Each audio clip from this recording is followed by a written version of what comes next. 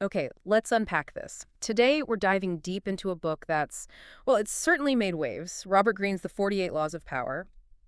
Came out in 98, produced with Juiced Elfers. And it's not just, a bestseller. It's kind of a phenomena, super influential, but also, let's be honest, often deeply controversial. So our mission here for this deep dive is to really try and pull out the most important nuggets, the key insights from this material. We want to help you understand how Green sees power operating and maybe why this book just keeps getting talked about, for better or worse. Yeah, it's quite a project Greene took on. He draws so heavily from history. I mean, you've got figures like Machiavelli, Sun Tzu, uh, Karl von Clausewitz, and examples pulled from all sorts of cultures, different philosophical traditions. It's a really sweeping look at power dynamics through history, but definitely through a very specific lens.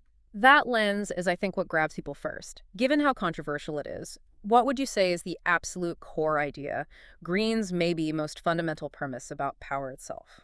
Well, fundamentally, he frames it as amoral. Yeah. Just amoral, not inherently good, not inherently evil. It's just a force, maybe like a tool. His main point is that power simply exists. It's baked into how humans interact. So thinking about it as good or bad kind of misses the point, according to him. It's more like, say, gravity. It's there, and understanding how it works lets you navigate things.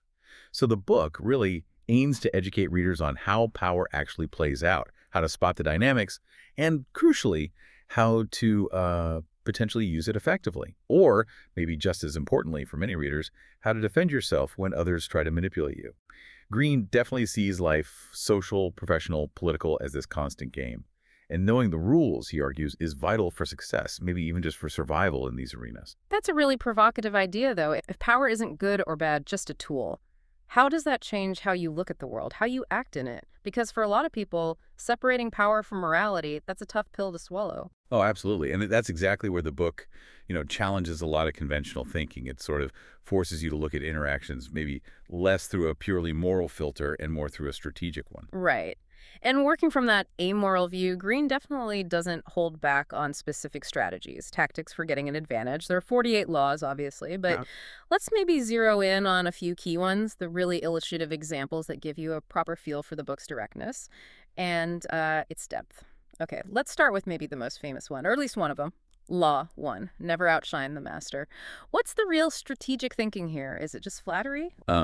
It goes deeper than just flattery, I think. Hmm. It's really about understanding the psychology of people in charge. Greene suggests a superior's insecurity can actually be your biggest danger. So the point isn't just, sucking up.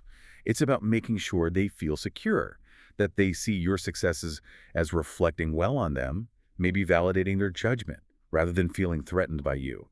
So subtly attributing your good ideas to their wisdom, even if it's a stretch, that becomes like a strategic move to protect yourself.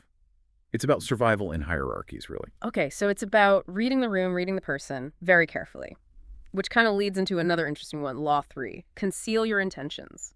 This isn't just basic secrecy, is it? No, not really. This one dips into almost psychological maneuvering. Greene shows how keeping your real goals hidden creates a kind of fog for others.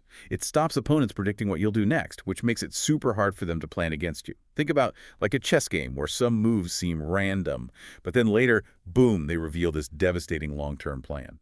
That air of mystery isn't just for show. It keeps your rivals guessing, using up their energy trying to figure you out. It keeps them off balance. That's almost like an offensive move through inaction or misdirection. Interesting. But Green also covers much more, let's say, direct action. Some laws get pretty blunt, like Law 15, crush your enemy. Totally. That sounds, well, ruthless. It is ruthless.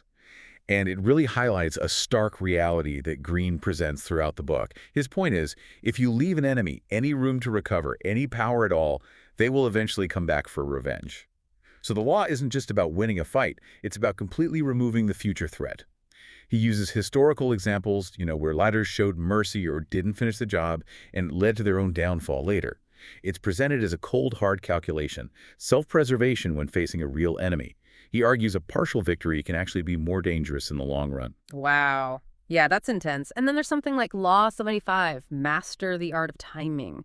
This feels different. Less about direct confrontation, more about precision. Exactly. This one is maybe more subtle, maybe harder to really get right, but absolutely crucial, according to Greene. He really emphasizes that knowing when to make your move, when to sit back and wait patiently, even when to strategically pull back for a bit. The timing is often the key difference between success and failure. It's about reading the situation, sensing the flow of events, and acting only when conditions are optimal, or holding back when they're not. It's this blend of patience and then, bam, decisive action, or knowing when to slow things down versus speed them up. Okay, so you can see how these tactics could be incredibly effective. But, and this is a big but, this is where many people feel the book really crosses a line. We definitely need to talk about the criticisms because the 48 Laws of Power gets hit with some pretty heavy ones. It's often called amoral, cynical, even manipulative. That's a really important part of the conversation, yeah. One major criticism is simply that it promotes unethical behavior. That it encourages deception, ruthlessness, exploiting others, and that this can seriously damage real relationships and just foster a horrible, cutthroat kind of atmosphere. Another point critics often raise is about the history. They argue Greene sometimes cherry-picks historical events or interprets them, let's say, selectively to fit his laws, maybe distorting the full picture to make his argument stronger. So maybe not always a perfectly objective historical analysis, but more like stories chosen to illustrate the principles he wants to teach. Precisely. Yeah. And then there's the whole question of applying this stuff to your personal life. A lot of people argue this advice is just fundamentally wrong for personal relationships. Where things like trust, honesty, empathy, those are usually the foundations, not strategic manipulation. And finally, there's the risk it just backfires. Some argue that if you consistently act according to these laws, you could end up isolated, no genuine connections. And, people might just see through the tactics eventually, and that could completely undermine you. Those are really significant points. And for you listening, they definitely make you think hard about how you'd actually approach these ideas, these lessons. So, okay, despite all that controversy, all those criticisms, the 48 Laws of Power is still undeniably widely read, still massively discussed. Why do you think that is? It does persist, yeah. Yeah. I think maybe because it acts as this kind of manual, a guide to understanding the, let's say, darker, more strategic side of human behavior, the power dynamics. It uses all those historical examples, people who got power, lost it, held on to it, to offer this very specific framework for seeing how the world works. Yeah. And many people find that framework, well, both disturbing and, frankly, kind of insightful. And I think it's important to remember, like you mentioned earlier, people often read it not necessarily to use these tactics themselves, but maybe more as a way to recognize manipulation when it's aimed at them, to understand the game even if they decide to play it differently or not play it that way at all. It's about defense, too. Exactly. Ultimately, I think the value, if there is value, comes from engaging critically with texts like this. They offer perspective, a lens, but it's entirely up to the reader, up to you, to decide how or even if you use that lens or how you maybe see through it when others use it. That's a powerful thought to end on. So what does all this mean for you listening right now? If understanding these laws is about both wielding power and defending against it, what responsibility comes with that knowledge? With seeing the world through that kind of strategic filter, how might it change how you navigate your own life, your work, your relationships, even if you consciously choose not to use these tactics yourself? Definitely something to chew on.